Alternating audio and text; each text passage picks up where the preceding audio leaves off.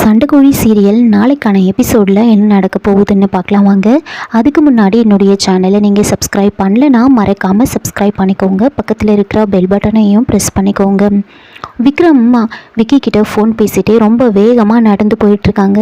அப்போது அந்த ரவுடிங்களில் ஒருத்தவங்க வந்து விக்ரமை தூக்கலான்னு போகிறாங்க. அப்போ இன்னொரு ரவுடி வந்துட்டு, அவசரப்படாத, அந்த விக்ரமை பற்றி உனக்கு தெரியாது, அவனை நாம் முன்னாடி போக விட்டு தான் பின்னாடி அட்டாக் பண்ணணும், நேரடியாக நாம் அட்டாக் பண்ண முடியாது, பொறுமையாக இரு, இப்போ அவன் நடந்து போயிட்டுருக்கான்ல, அவன் பக்கத்தில் நான் காரை கொண்டு போய் நிறுத்துறேன், அப்போது நீங்கள் கரெக்டாக டோர் ஓப்பன் பண்ணி அவன் முகத்தில் துணியை கட்டி இழுத்து காரில் வந்து தள்ளிடுங்க, இதுதான் சரியான வழி அப்படின்னு சொல்லிட்டு அந்த ரவுடிங்க எல்லாரும் வந்து காரில் ஏறி வந்து காரை வந்து விக்ரம் பின்னாடியே ஃபாலோ பண்ணிட்டு போயிட்டுருக்காங்க. அவங்க பின்னாடியே வந்து நந்தினி வந்து ஃபாலோ பண்ணிட்டு போயிட்டுருப்பாங்க. விஜய் ஐஸ்வர்யா ஒரு பக்கம் அந்த இடத்துக்கு வந்து வந்துட்டுருக்காங்க. அங்கே பஞ்சாயத்தில் வந்து எல்லாரும் காளிமுத்துக்கு தண்டனை கொடுக்கணும்னு சொல்லிட்டு இருக்காங்க. அப்போது அதில் இருந்த ஒருத்தவங்க வந்து, ஒரு சின்ன பையன் சாட்சி சொன்னதை வச்சு நாம் எப்படி காளிமுத்துக்கு தண்டனையை கொடுக்க முடியும்னு சொல்ல, சின்ன பசங்க பொய் சொல்ல மாட்டாங்க, அதனால் இதுவே நாம் வந்து முடிவாக எடுத்துக்கிட்டு காளிமுத்துக்கு தண்டனை கொடுக்க வேண்டியதான் அப்படின்னு சொல்ல, அப்போ காளிமுத்து நான் பணத்தை எடுக்கலைன்னு எல்லாருக்கிட்டே சொல்லிட்டு இருக்காங்க. அப்போது ஈஸ்வரன் வந்துட்டு, சரி நாம் பணத்தை பறி கொடுத்தவர்கிட்டே எல்லாத்தையும் கேட்குறோம், காளிமுத்துக்கிட்டேயும் ஒரு வார்த்தை கேட்போம், அவர் பக்கத்து நியாயத்தை சொல்லட்டும், காளிமுத்து அவன் நீங்கள் பணத்தை எடுத்ததை வந்து பார்த்துதா சொல்கிறான், அதுக்கு நீங்கள் என்ன சொல்கிறீங்க அப்படின்னு கேட்குறாங்க. அப்போது காளிமுத்து நடந்த விஷயத்தை வந்து சொல்கிறாங்க.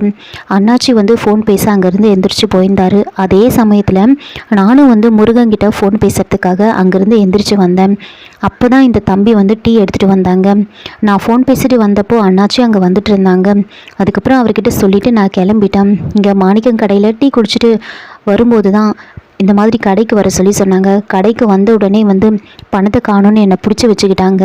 இதுதான் ஏன் நடந்தது, சத்தியமாக நான் பணத்தை எடுக்கலை அப்படின்னு சொல்ல, அப்போ ஈஸ்வரன் அவங்க பையன் மேலே பொண்ணு மேலெலாம் சத்தியம் பண்ணி சொல்கிறாரு, அவரை பணத்தை எடுக்கலைன்னு சொல்கிறாரு, இதுக்கப்புறம் நாம் என்ன பண்ண முடியும் அப்படின்னு கேட்க, பணத்தை எடுத்தவங்க அப்படி தான் வந்து பொய் சொல்லுவாங்க, பின்ன உண்மையாக சொல்லுவாங்க, 1000 சத்தியம் பண்ணுவாங்க அப்படின்னு சொல்கிறாங்க.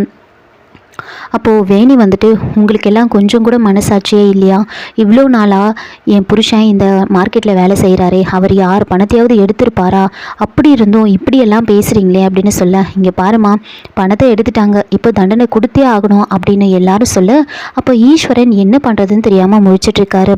இங்கே பாருங்கள், காளிமுத்து என்கிட்ட ரொம்ப நாளாக வேலை செய்கிறாரு, அதனால் பணத்தை பறி கொடுத்தவங்களுக்கு அந்த பணத்தை நானே கொடுத்துட்றேன் அப்படின்னு சொல்கிறாங்க. அதை கேட்டு, ஆமாம் காளிமுத்து எடுத்த பணத்தை நீ ஏன்பா கொடுக்கணும், நீ ஏன் இப்படிலாம் நடந்துக்கிற, அது காளிமுத்து பிரச்சனை, காளிமுத்துக்கு நீ தண்டனை கொடுத்தே ஆகணும் அப்படின்னு சொல்கிறாங்க. ஈஸ்வரன் என்ன பண்ணுறதுன்னு தெரியாமல் முழிச்சிட்ருக்க அந்த சமயம் பார்த்து மூர்த்தி வந்துட்டு, இங்கே பாருங்கள், நானே வந்து ஒரு நல்ல யோசனை சொல்கிறேன், காளிமுத்துக்கு என்ன தண்டனை கொடுக்கலான்னு நான் சொல்கிறேன், நீங்கள் எல்லாம் சரின்னு சொன்னால் நான் ஐடியா கொடுப்பேன் அப்படின்னு சொல்ல, அட என்னப்பா நீ என்ன தண்டனைன்னு சொல்லு அப்படின்னு கேட்குறாங்க. நான் ஒன்றும் பெருசாக எந்த தண்டனையும் கொடுக்க போகிறதில்ல, காளிமுத்து எடுத்த அந்த பணத்தை ஒரு பைசா கம்மி இல்லாமல் கொடுத்துடணும், அதே மாதிரி இதுக்கப்புறம் அந்த தப்பை பண்ணணுன்ற எண்ணம் கூட அவருக்கு வரக்கூடாது, அதனால் இந்த மார்க்கெட்டில் இருக்கிற எல்லாரோட கால்லையும் விழணும் அப்படின்னு சொல்கிறாங்க. அதை கேட்ட உடனே வந்து காளிமுத்து அப்படியே கதறி அழறாரு. இதெல்லாம் விக்ரம் கேட்டுட்டு விக்கி கிட்ட வந்து, என்ன இப்படிலாம் பண்ணுறாங்க, அந்த சமயத்தில் அப்பா என்கிட்ட தான் பேசிகிட்டு இருந்தார், அவர் கண்டிப்பாக பணத்தை எடுத்திருக்க மாட்டார், அவரை நான் கண்டிப்பாக காப்பாற்றுவேன், ஆமாம் காவேரி மேடம் வந்துட்டாங்களா அப்படின்னு விக்கி கிட்ட கேட்க, அவங்க வந்து என்னப்பா பண்ண போகிறாங்க, அதான் காளிமுத்தானன் தான் பணத்தை எடுத்துட்டாருன்னு எல்லாரும் முடிவு பண்ணிட்டாங்களே, இதுக்கப்புறம் நாம் என்ன பண்ண முடியும் அப்படின்னு சொல்லிட்டு இருக்க, அப்போது விக்ரம் வந்துட்டு, நீ முதல்ல ஈஸ்வரன் ஐயா கிட்ட ஃபோனை கொடு அப்படின்னு சொல்கிறாங்க. அப்போது விக்ரம் வந்து ஈஸ்வரன் கிட்ட வந்து பேசுகிறாங்க. ஐயா இங்கே பாருங்கள், எங்கள் அப்பா பணத்தை எடுத்திருக்க மாட்டாங்க அப்படின்னு சொல்ல, ஆமாம் முருகா நைட்லேருந்து நீ எங்கே தான் போன, ஆளையே காணோம், இங்கே என்ன தான் நடந்துட்டுருக்குன்னு உனக்கு தெரியுமா அப்படின்னு கேட்க, எனக்கு எல்லாமே தெரியும், எனக்காக கொஞ்ச நேரம் யாரும் எதுவும் பண்ண வேண்டாம், எங்கள் அப்பாவை நான் காப்பாற்றுவேன், கண்டிப்பாக ஒரு பணத்தை எடுத்திருக்க மாட்டார், எனக்காக கொஞ்சம் யோசிங்க அப்படின்னு ஈஸ்வரன் கிட்ட வந்து கெஞ்சிட்ருக்காங்க. இன்னொரு பக்கம் மகா வந்துட்டு அந்த கணேசனோட ஃப்ரெண்டு சுபாஷ் அவங்களோட அம்மா கிட்ட வந்து பேசிகிட்டு இருக்காங்க. அந்த ரைஸ் மில்க்கு வந்து அவங்க பையன் வேலை செய்கிற அந்த ரைஸ் மில்க்கு வந்து அவங்கள கூட்டிகிட்டு போக சொல்லிட்டு இருக்காங்க. இங்கே விக்ரம் வந்து விக்கி கூட ஃபோன் பேசிக்கிட்டே வந்து, நாம் இப்படி நடந்து போயிட்டு இருந்தா எப்படி நாம் ஊருக்கு போக முடியும் அப்படின்னு யோசிச்சுக்கிட்டு ஒரு இடத்துல வந்து நிற்கிறாங்க. பின்னாடி பின்னாடி அந்த ரவுடிங்க ஃபாலோ பண்ணிக்கிட்டே இருக்காங்க. என்னென்ன நின்றுட்டான் அப்படின்னு யோசிக்கிறாங்க. திரும்பவும் விக்ரம் பேசிக்கிட்டே நடக்கிறாரு. அப்போது இந்த ரவுடிங்க வந்து கார் வந்து கொஞ்சம் முன்னாடி கொண்டு போகிறாங்க. அப்போது விக்ரம் வந்துட்டு நாம் நடந்து போனால் வேலைக்காகாது அப்படின்னு நேராக அந்த ரவுடிங்க கிட்டே போயிட்டு எனக்கு கொஞ்சம் லிஃப்ட் கிடைக்குமா, நான் மலைக்கோட்டை வரைக்கும் போகணும் அப்படின்னு சொல்கிறாங்க. என்னது மலைக்கோட்டையா அப்படின்னு அந்த ரவுடிங்க எல்லாம் குழம்பி போகிறாங்க.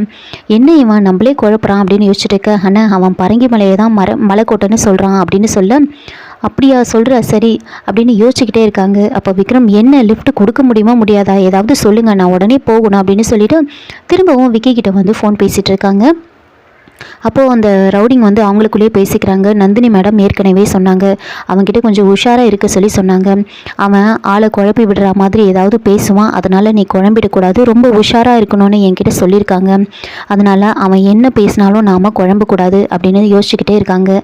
பின்னாடி நந்தினி பார்த்துக்கிட்டே இருக்காங்க. என்ன இவன் கார் பக்கத்துலேயே விக்ரம் நின்றுட்டுருக்கான், அவனை தூக்கி உள்ளே போடாமல் என்ன பண்ணிகிட்ருக்கானுங்க அப்படின்னு டென்ஷன் ஆகிட்டு நந்தினி வந்து என்ன பண்ணுறாங்கன்னா அந்த ரவுடிங்களுக்கு கால் பண்ணுறாங்க. என்ன தான் பண்ணிகிட்ருக்கீங்க நீங்கள், அவன் பக்கத்துலேயே நின்றுட்டுருக்கான், நீங்கள் பாட்டுக்கு அமைதியாக இருக்கீங்க, பிடிச்சி உள்ளே தள்ளுங்க அப்படின்னு சொல்கிறாங்க. உடனே அந்த ரவுடிங்க வந்துட்டு சரிங்க மேடம் இதோ பண்ணிடுறோம் அப்படின்னு சொல்லிட்டு அந்த விக்ரம் கிட்ட வந்து திரும்பவும் வந்து கேட்குறாரு. விக்ரம் மலைக்கோட்டை வரைக்கும் போகணும்னு சொல்ல, என்னடா இவன் திரும்ப திரும்ப மலைக்கோட்டைனே சொல்லிட்டு இருக்கான், சரி அவன் என்ன சொன்னாலும் சரி அவனை காரில் ஏற்றிடுவோம் அப்படின்னு சொல்லிட்டு விக்ரம் கிட்ட வந்து சொல்கிறாங்க. சரி வாங்க அப்படின்னு கூப்பிட்றாங்க. விக்ரமும் காரில் ஏறலான்னு போகிறாங்க. கரெக்டாக அப்போ பார்த்து பெருமாள் வந்து விக்ரமோட கையை வந்து பிடிக்கிறாங்க. பாஸ் எங்கே போகிறீங்க, நம்ம வண்டி இருக்குது வாங்க நீங்கள் அப்படின்னு கூப்பிட்றாங்க. அப்போ விக்ரம் வந்துட்டு நீ ஏன் என் கையை பிடிக்கிற அப்படின்னு கேட்குறாங்க. அப்போது அந்த ரவுடிங்க வந்து திரும்பவும் விக்ரமோட கையை வந்து பிடிச்சி இழுக்கிறாங்க. அப்போது விக்ரமுக்கு பயங்கரமாக கோவம் வருது. அந்த ரவுடிங்களெல்லாம் அடிக்கிறாரு. அடித்து போட்டுட்டு அவரோட கார்லேயே வந்து அங்கேருந்து நேராக திருச்சிக்கு போயிட்டுருக்காங்க. இதோட இந்த எபிசோடு வந்து முடிச்சிருக்காங்க. என்னோட ரிவ்யூ பிடிச்சிருந்தா லைக் பண்ணுங்கள், மறக்காமல் சப்ஸ்கிரைப் பண்ணுங்கள். தேங்க்யூ.